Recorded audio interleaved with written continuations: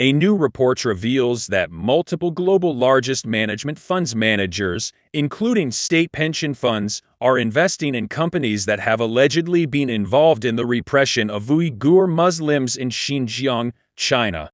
According to The Guardian, the report is compiled by the UK-based group Hong Kong Watch and the Helena Kennedy Center for International Justice at Sheffield Hallam University.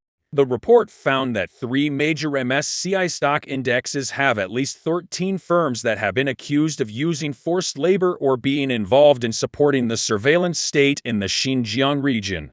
The Chinese regime has long been accused of detaining over 1 million Uyghurs, ethnic groups, and other religious minorities in re-education camps.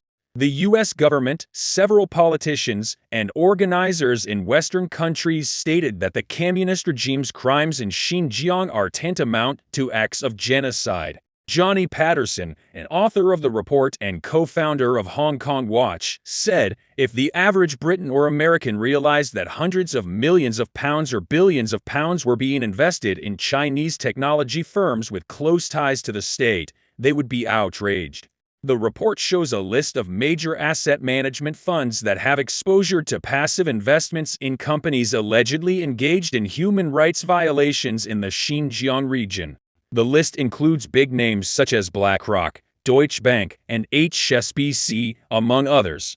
Laura Murphy, one of the report's authors and professor of human rights and contemporary slavery at Sheffield Hallam University, said, "Investing in companies operating in the Uighur region is a serious ethical risk, but it's also a financial risk since these companies have been targeted by government sanctions and international advocacy campaigns."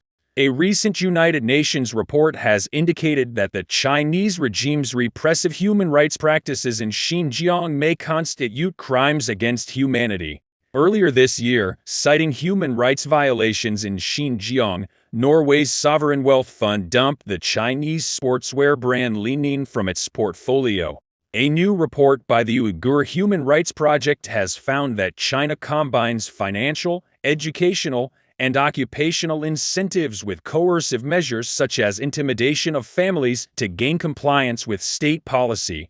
According to a San Francisco-based cybersecurity firm Lookout, cybersecurity experts say they have found evidence that the Chinese communist regime uses spyware to collect the location and data on Uyghurs.